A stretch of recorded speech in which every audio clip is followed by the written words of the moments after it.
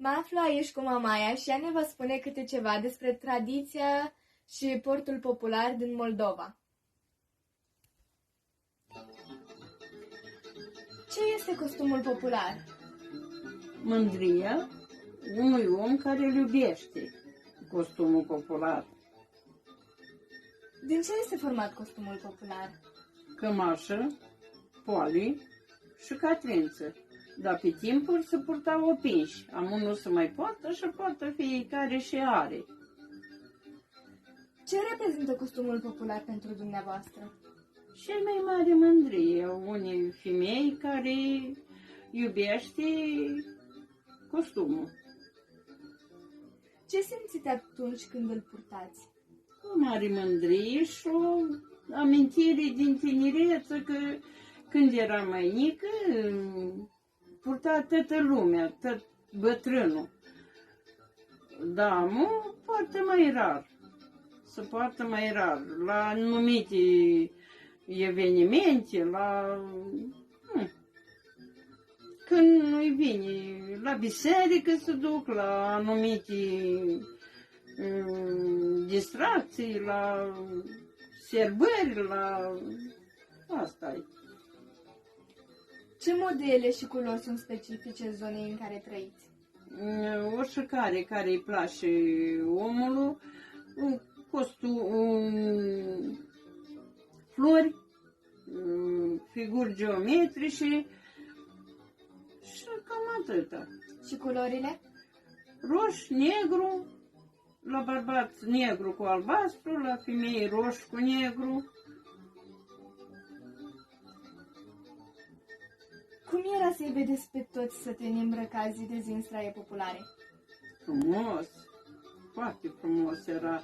Dar s-au schimbat timpurile, s-au schimbat oamenii și bătrâni care purtau nu mai sunt.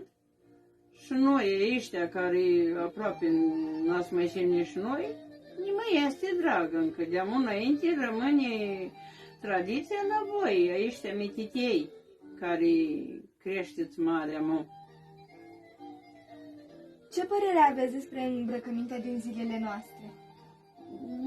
Nici o părere bună, că poartă niște blugi strânși pe corp care nu sunt frumoși deloc și poate nici nu învață nici părinții, nici lor poate nu le mai este drag, dar dacă s-ar descoperi să îmbrăște tot în național, ar fi foarte frumos.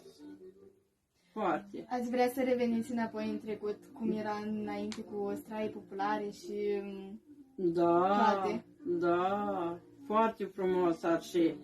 Că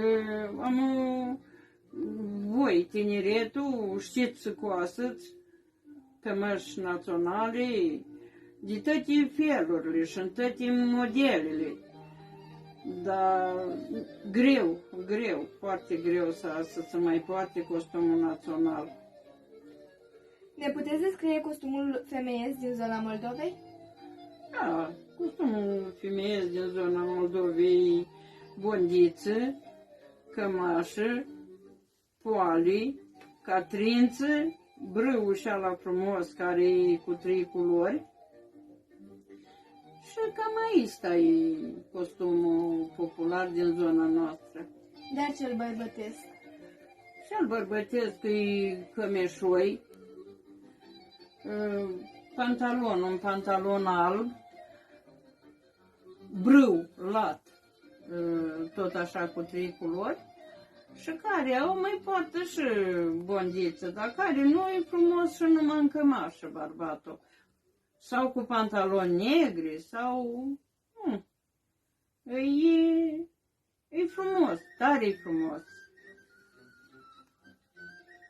Ce accesorii se potrivesc costumului? Accesorii. Fiecare și are un lănțuc frumos de aur la gât și nu mai trebuie accesorii, când cămașa are canași și o strângi. Dacă vrei mai strâns pe mână, dacă vrei să o leși largă. Și asta e. Unde ați moștenit arta cusutului? De la mama mea. Mama mea a lucrat la arta decorativă la Târgu Neamț. Și